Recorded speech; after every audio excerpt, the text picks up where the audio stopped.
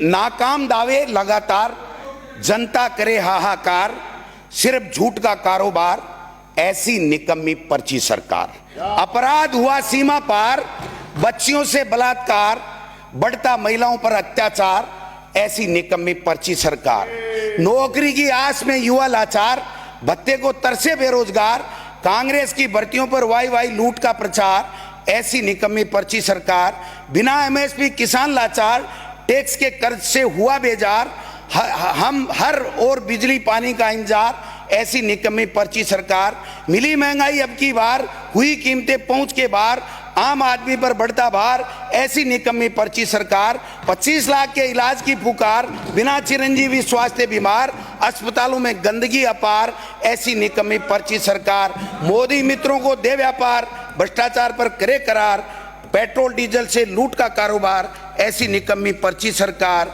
नफरत को बनाया हथियार, मंत्री करे दुष्प्रचार, बालाजी से पानी की गुहार, ऐसी निकम्मी पर्ची सरकार। कुर्सी को लेकर बड़ी तकरार, इस्तीफों का नाटक बार बार, न जनता से कोई सरोकार, ऐसी निकम्मी पर्ची सरकार। अफसरों के लगे दरबार, जनता के नुमाइंदे लगाए कतार, गुजरात मॉडल ने किया शर्मसार, ऐसी निकम्मी पर्ची सरकार। न कल्याण का कोई विचार, न मर्यादा न संस्कार, भाषा में छिटरता संस्कार, ऐसी निकम्मी पर्ची सरकार। प्रोपेगेंडा को बनाए हथियार, झूठ और जुमलों की भरमार, बन गया सर्कस बनाई थी सरकार। अरे ऐसा शिक्षा मंत्री जिसने बच्चों का बेड़ा गर्क करने का ठेका छोड़ दिया है, ऐसी निकम्मी सरकार। ये जो पर्ची सरकार है ना, ये पर्ची सरकार है ना, आप में से 5 भी दोबारा नहीं। अब अंकित नहीं बैठिए।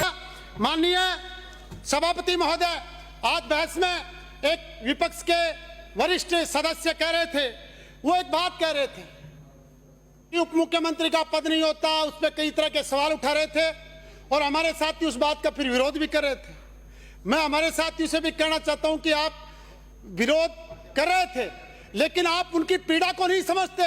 माननीय सभापति महोदय, पिछले 5 साल में अगर कांग्रेस की सरकार को सबसे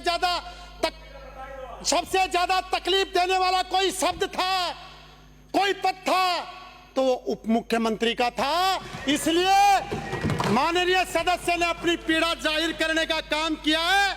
मैं कहना चाहता हूं, एक उन्होंने कविता भी पढ़ी थी कि ये जो निकम्मी सरकार है, उन्होंने एक कविता के माध्यम से एक बात कही थी, तो मैं उनको कहना चाहता हूं कि नहीं है ये निकम्मी सरकार, नहीं है ये निकम्मी सरकार।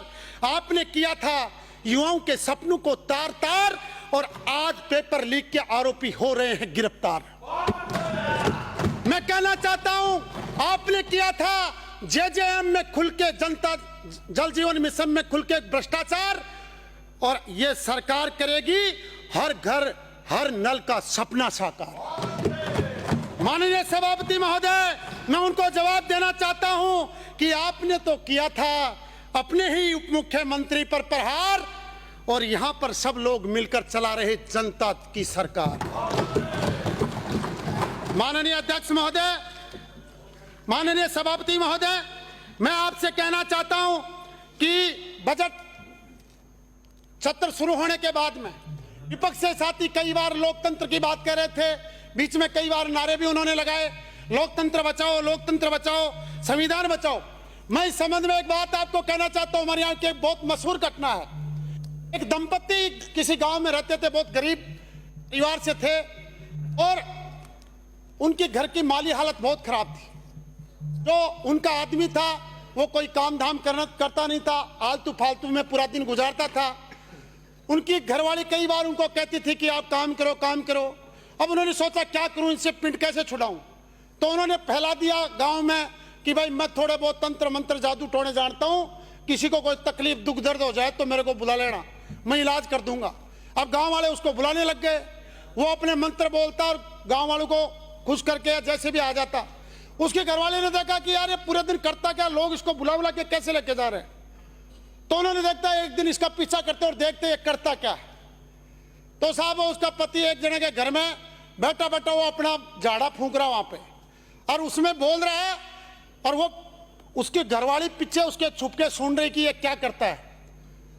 सभापति महोदय, उसने बोलना शुरू किया उसके पति ने कि आकाश बांधू पाताल बांधू बांधू सारे जग को। तो वो पत्नी भी सुनती हैरान रह गई। फिर उसने दोबारा बोला कि आकाश बांधू पाताल बांधू बांधू सारे जग को। तीसरी बार जब उसने बोला आकाश बांधू पाताल बांधू, तो घरवाली सामने आके खड़े होके बोली कि पहले जाके वो घर का छपरा बांध ले, आकाश पाताल बाद में बांध लेना।